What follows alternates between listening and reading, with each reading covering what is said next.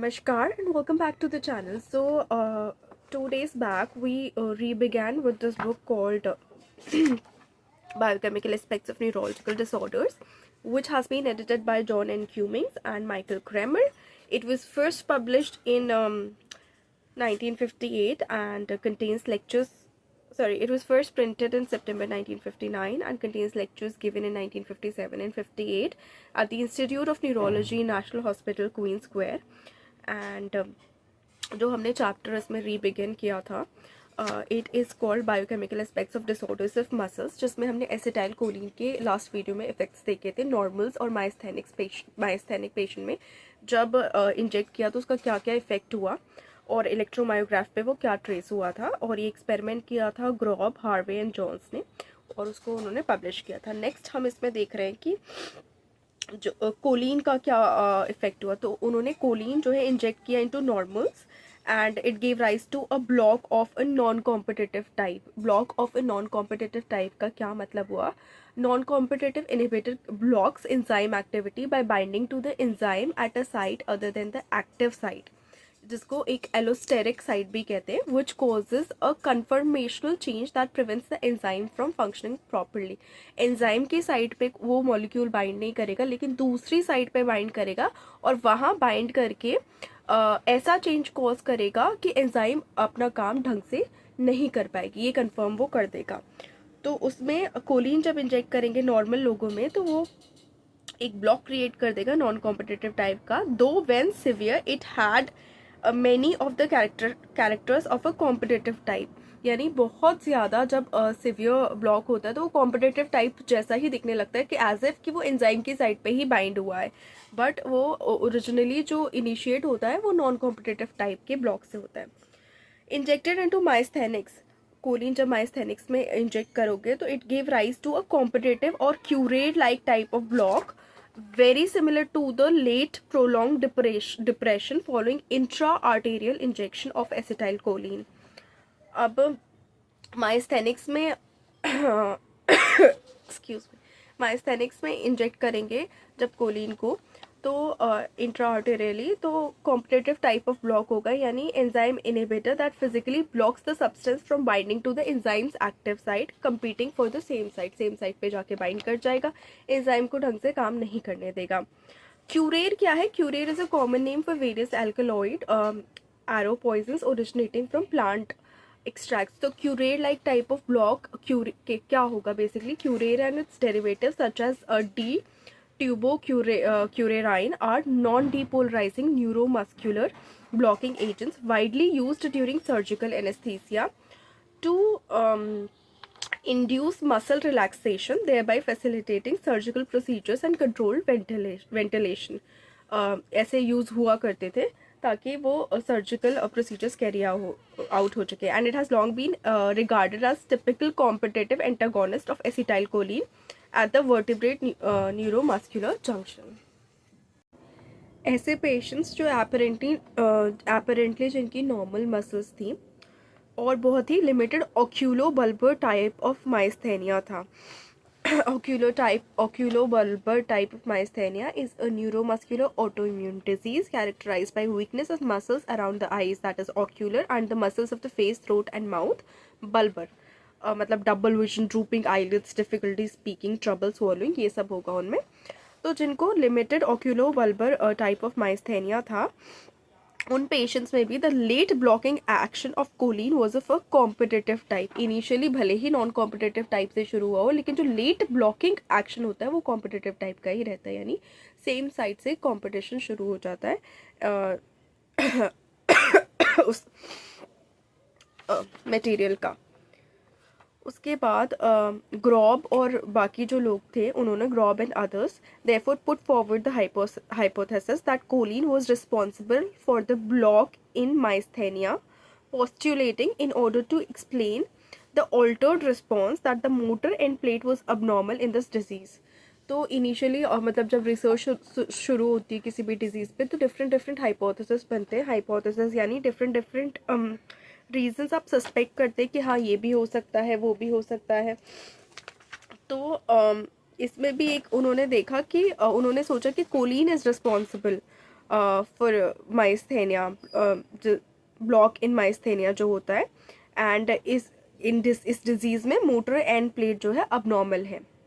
Churchill, Davidson, and Richardson, as the result of their work with decamethonium, had previously arrived at much the same conclusion, though they had considered that the alteration in the end plate resulted in acetylcholine having a dual action, that is, a normal depolarizing action and an action as a competitive inhibitor, presumably to itself.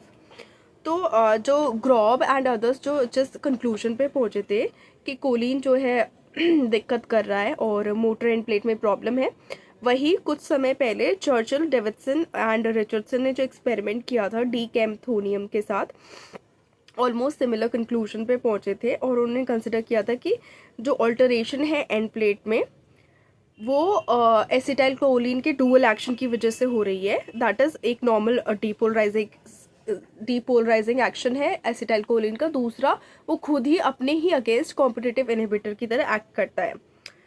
तो ऐसा author का कहना है इस chapter की कि I find it rather difficult to visualize what is happening according to this hypothesis and prefer the choline theory. क्योंकि उनको, ऑथर के लिए डिफिकल्ट है कि एसिटाइलकोलिन खुद ही अपना कॉम्पिटिटिव इनहिबिटर बन रहा है, इसीलिए वो कोलिन थ्योरी पर ज़्यादा फोकस कर रहे हैं.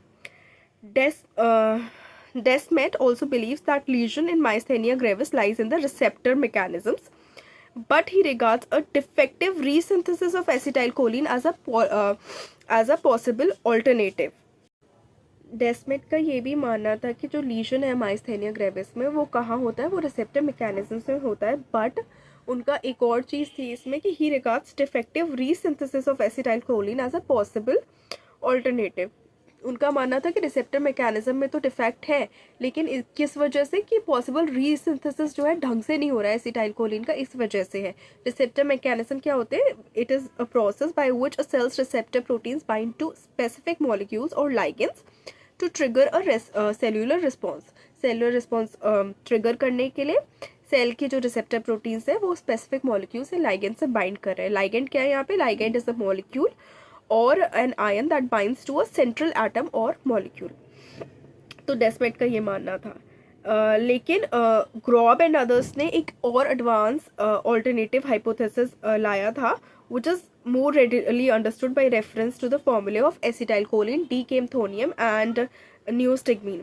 और बाकी जो ड्रग्स हैं उनमें भी जो न्यूरोमस्कुलर ट्रांसमिशन पे एक्ट करती है, उनमें भी ये फॉर्मूला उनको ज़्यादा फिट बैठता दिखा. उन्होंने देखा जो कि क्वार्टरनरी एन है, यानी जो फोर्थ एन है, that is common to them and common to also to the most if not all drugs having an outstanding action on neuromuscular transmission, appears to be responsible for attaching these compounds to the receptor proteins of the end plate or of the cholinesterase protein.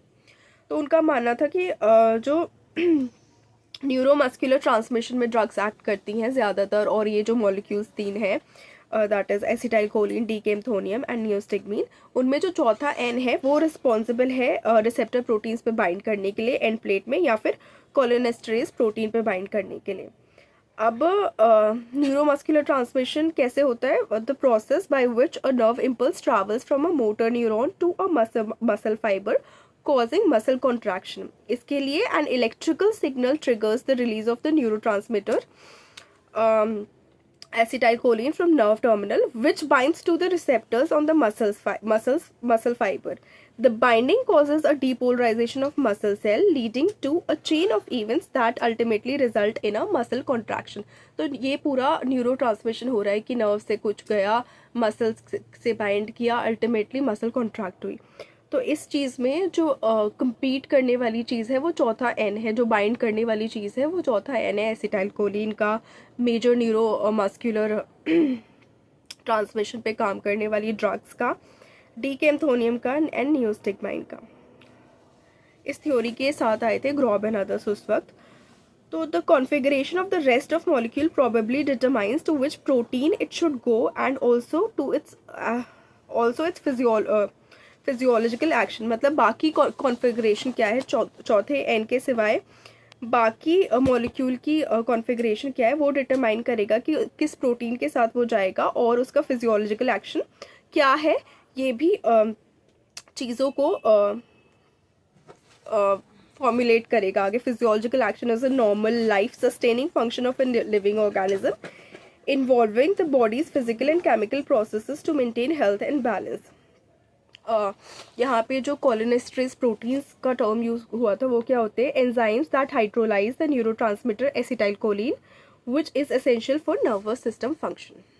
तो जो configuration है rest of molecule की और physiological action है, ये important इसीलिए भी है क्योंकि ये फॉर्म करता है बेसिस ऑफ ऑल्टरनेटिव हाइपोथेसिस, जो कि एडवांस की गई थी बाय ग्रॉब एंड अदर्स ने, और वेगली हिंट की थी किसने?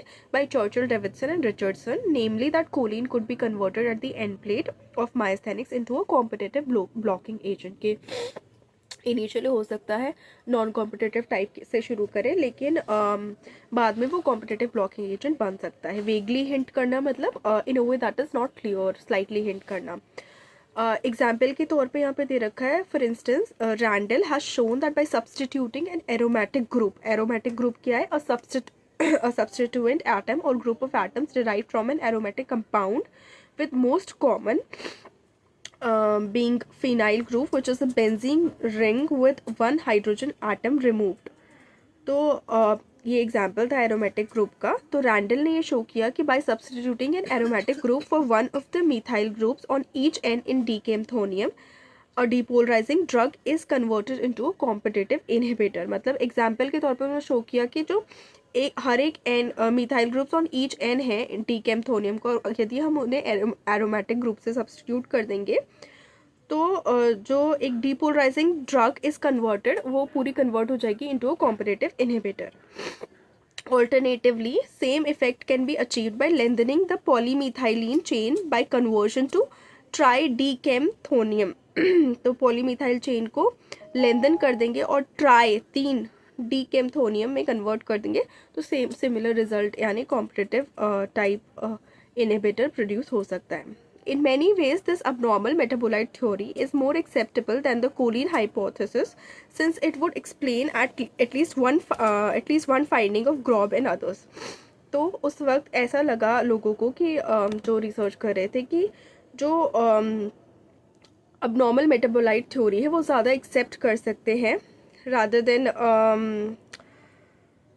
the choline theory, क्योंकि वो एक्सप्लेन करती है ग्रॉब के एक at least one finding of Grob's that is otherwise difficult, namely the reparative effect of a second injection of choline during the height of the depressant effect of a prior injection. Reparative effect का basically मतलब है कि जब second injection हम height पे देते हैं Colin का, मतलब वो लोग जब दे रहे थे जब हाइट ऑफ डिप्रेसेंट इफेक्ट था सबसे प्रायर इंजेक्शन का, सेकेंड इंजेक्शन जब हम देते हैं तो वो रेपरेटिव इफेक्ट यानी रिपेयर करता है जो भी डैमेज कॉज हुई है या रिस्टोर करता है उसको. Complex problem has been perhaps made more confusing by the suggestion of Grob and others that the block in those severe myasthenics which show a limited response to prostigmine may be partly of a non-competitive type that would be unaffected or even made worse by neostigmine. एक और जो problem arise हुई कि severe माइस्थेनिक्स में जो block है वो limited response show करता है प्रोस्टिग्मीन को, और पार्टली वो नॉन कॉम्पिटिटिव टाइप का हो सकता है, और हो सकता है वो अनअफेक्टेड रहे या वर्स हो जाए विद नियोस्टिग्मीन. प्रोस्टिग्मीन भी एक तरीके का नियोस्टिग्मीन भी कंसिडर किया जाता था. Current views then on the nature of the defect in transmission in myasthenia agree in suggesting that a disorder of the end plate itself is responsible for an abnormal response to either acetylcholine or choline. तो finally उस वक्त यही आया कि end plate में ही कुछ defect है, neuromuscular transmission जहाँ हो रहा है वहाँ एंड प्लेट में ही कुछ डिफेक्ट है, जिसकी वजह से माइस्थेनिया ग्रेविस के पेशेंट्स जो सफ़र कर रहे हैं वो करते हैं.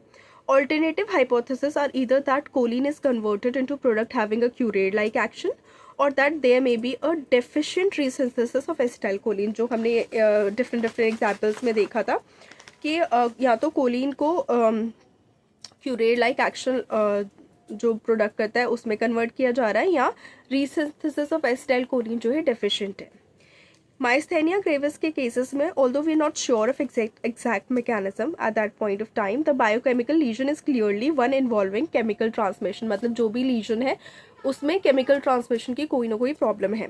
नेक्स्ट स्टेज जो है, conduction along the muscle membrane is primarily an electrical phenomenon, but it is one that is dependent on biochemical and biophysical mechanisms concerned with the permeability of membrane and with the movements of concentration of ions across it. तो जो conduction है muscle membrane का electrical phenomenon तो definitely है, लेकिन साथ साथ permeability क्या है मेम्ब्रेन की, यानी किस मटेरियल को वो घुसने दे रहा है और किसको अपने अंदर नहीं घुसने दे रहा है, वो भी डिपेंड करता है. The ability of a material to allow fluids और fields to pass through it. Muscle membrane अंदर क्या घुसने दे रही है, तो तो उस और किस कॉन्सेंट्रेशन में और किस मूवमेंट में घुसने दे रही है उस पर भी डिपेंड करता है. A breakdown in this phase of neuromuscular transmission is best exemplified by the paralysis associated with either abnormally low or with abnormally high levels of potassium. तो एग्जाम्पल के तौर पर यदि हम कंसिडर करें कि मसल मेम्ब्रेन क्यों इतनी इफेक्ट करती है, या परमिएबिलिटी या बायोफिजिकल मैकेनिज्म्स या बायोकेमिकल मैकेनिज्म्स क्यों इतने इफेक्ट करते हैं न्यूरो मस्कुलर ट्रांसमिशन को, तो जो पैरालिसिस एसोसिएटेड है या तो अबनॉर्मली लो पोटेशियम हो जाए प्लाज्मा में और with abnormally high levels of plasma potassium हो जाए, उसके साथ जो पैरालिसिस एसोसिएटेड है उससे ये समझ में आता है कि परमेबिलिटी एक्यूरेट होनी चाहिए, उतनी ही अलाउड होना चाहिए किसी भी आयन का इन्फ्लक्स या आयन का बाहर जाना, जितना कि बॉडी सह सके और जितना कि मेंशन्ड है रिक्वायर्ड अमाउंट्स में. अदरवाइज़ वो चीज़ें गड़बड़ करेगा, जैसे कि लो प्लाज्मा या पोटेशियम में या हाई प्लाज्मा पोटेशियम में पैरालिसिस देखने को मिलता है. So that's it for this सब टॉपिक. इसके बाद हम जो है लो पोटेशियम पैरालिसिस को डिस्कस करेंगे, जैसे कि इस बुक में दिया गया है. उसके बाद हाई पोटेशियम पैरालिसिस को डिस्कस करेंगे. देन ह्यूमन मस्कुलर डिस्ट्रोफीज discuss करेंगे, and there would be few more videos coming of this chapter. Then we'll come to the end of this book by coming to the end of this we'll come to the end of this book by coming to the end chapter of this book, which is called clinical aspects of disorders of muscles. So that's it for this video. Please like the video, share the video and subscribe to the channel, and do not forget to hit the bell icon. Thank you so much.